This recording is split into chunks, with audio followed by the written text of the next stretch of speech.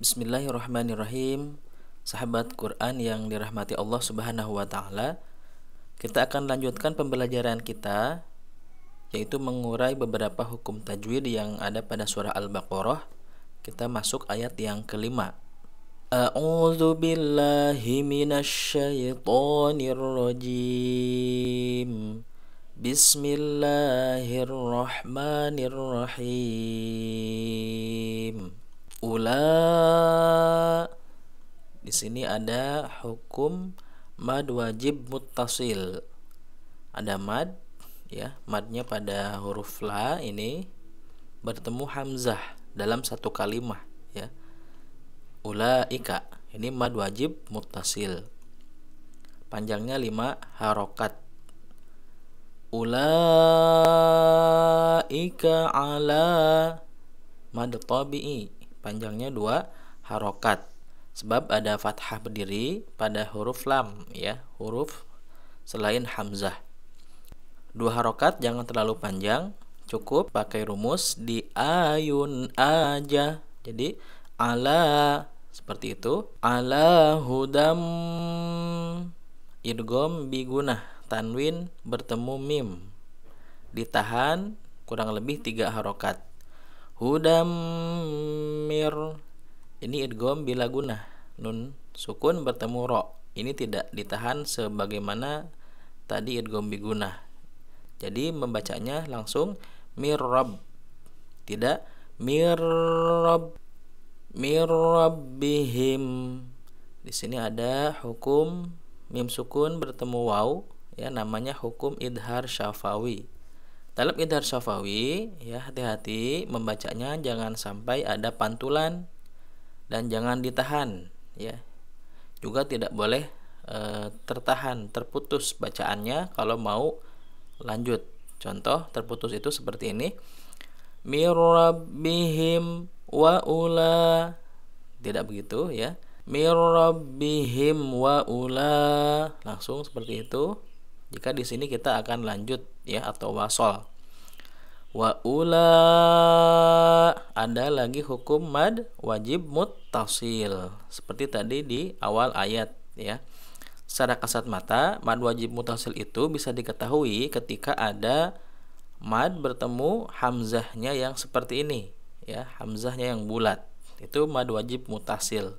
Kalau bertemu hamzahnya yang berdiri, itu mad jaiz, ya. Jadi penulisannya seperti itu untuk memudahkan kita mengidentifikasi perbedaan antara mad wajib muttasil dan mad jaiz munfasil. Wa ulaika humul, alif lam al-qamariyah. Alif lamnya dibaca jelas, dibaca izhar. Hati-hati jangan sampai ada pantulan. Humul, tidak boleh begitu, ya. Tapi humul muf, ya, pantulan itu terjadi ketika kita terburu-buru membuka lidah kita, ya, untuk makhraj huruf lam ini. Humul, nah itu keliru, ya, tapi tidak boleh dipantulkan. Humul, begitu.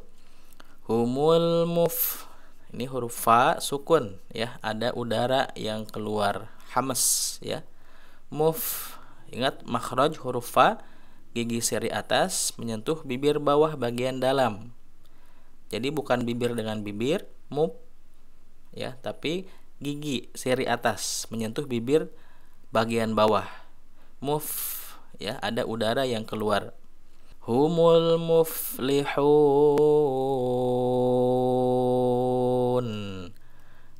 Ini ada mad arid lis sukun. Mad di akhir kalimat bertemu huruf yang diwaqafkan. Awalnya mad tabi'i, ada waw sukun, didahului oleh huruf yang berharokat dhammah, mad tabi'i, ya.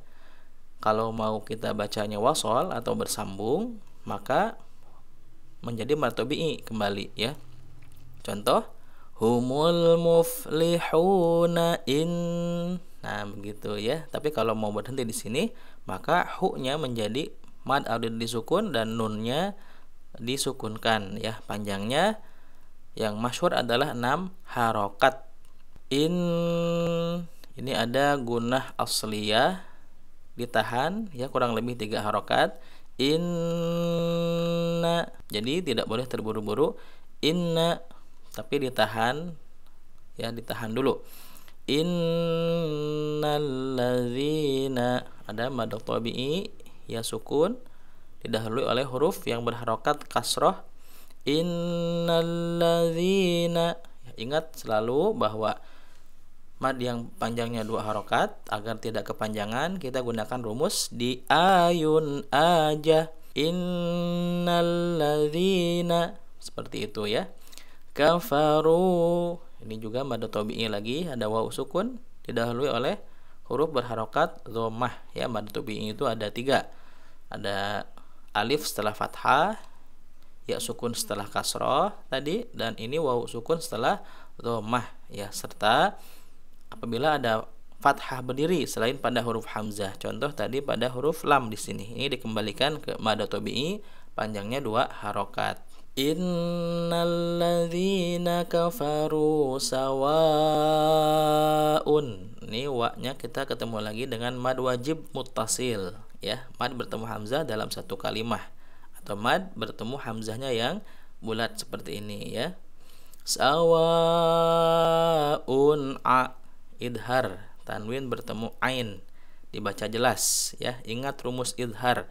Rumus baca idhar ini berlaku untuk idhar yang ada pada nun sukun dan tanwin seperti ini, atau tadi pada idhar syafawi, ya, atau idhar dibaca jelas alif lam, ya. Rumus bacanya adalah 3T, tidak mengalir, tidak tertahan, dan tidak memantul. Sawaun alai, di sini ada ya sukun setelah fathah di tengah kalimah, ini haraf lin.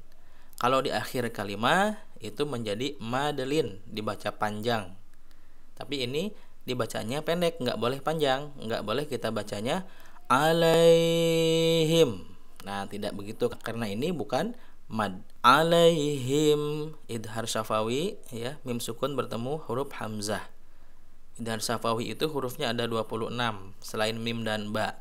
Pokoknya kalau kita ketemu, ya, ada bacaan mim sukun menghadapi huruf selain mim dan ba, ya, itu idhar syafawi. Ingat 3T, tidak mengalir, tidak tertahan, dan tidak memantul bacanya. Alaihim di sini ada ikhfa ausat, ya. A'anzartahum, dar ro tafkhim dibaca tebal roknya, karena ada ro sukun didahului oleh huruf berharokat fathah, dzar, ya. Untuk memudahkan ro tafkhim itu tebal, ya. Cara bacanya, tekniknya adalah bibir bawah kita didorong, ya, ke depan, dzar, begitu, sehingga suaranya bulat menghasilkan ro yang tebal. Kalau ro tarkik, ya, tipis, ya, kita seperti nyengir begitu, ya. Kalau ini di kasroh, jadi kalau ro sukun didahului huruf yang berkasroh, contoh misalkan ini di kasroh zir, nah gitu, jadi seperti nyengir begitu. Cara membedakan antara membaca ro tafkhim tebal atau ro tarkik tipis. A'anzartahum, idhar syafawi kembali, mim sukun bertemu hamzah, ya. Ingat ini bukan alif, walaupun dia berdiri tetapi diharokat, ya, maka istilahnya adalah hamzah bukan alif. Sedang alif itu untuk huruf yang seperti ini dan dia tidak berharokat. Contoh ini, nah, ya, ini alif karena dia tidak berharokat, ya. Begitu. Ini alif juga, ya. Nah, ini alif tanda panjang, tanda mad. Jika yang berharokat, ya, fathah, kasroh, dhammah itu disebut dengan hamzah. Maka ini mim sukun bertemu hamzah, ya, idhar syafawi.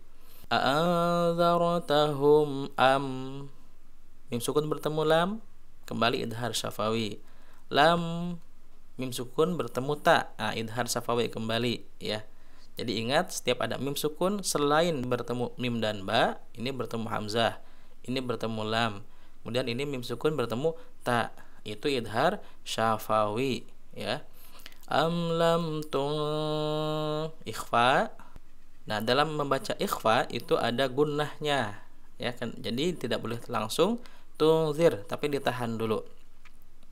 Tunzir. Nah, begitu. Nah, kemudian kita bertemu dengan ro sukun didahului oleh huruf yang berharokat kasroh. Nah, ini ro tarkik.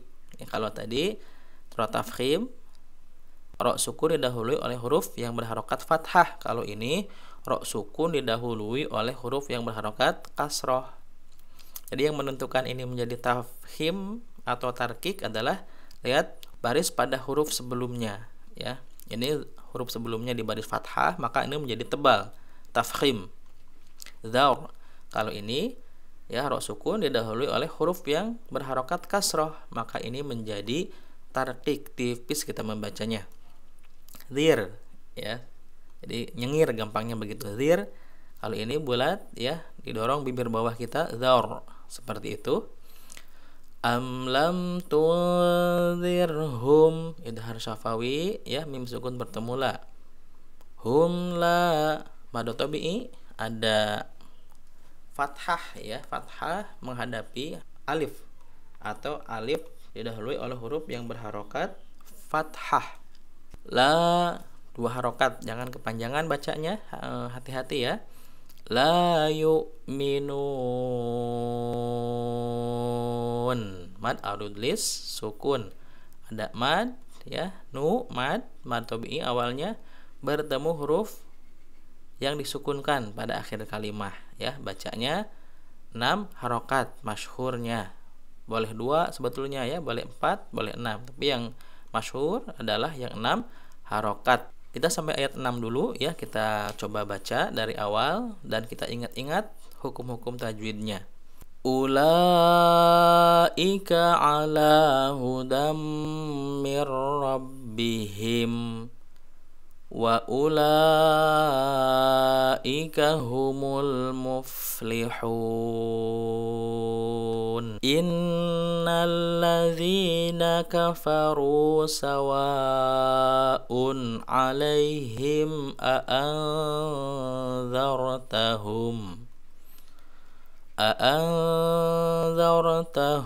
am lam tunzirhum la yu'minun. Ya, demikian pembelajaran kita pada video kali ini. Mudah-mudahan kita diberikan kemudahan untuk senantiasa bisa membaca Al-Quran sesuai dengan kaidah tajwid. Assalamualaikum warahmatullahi wabarakatuh.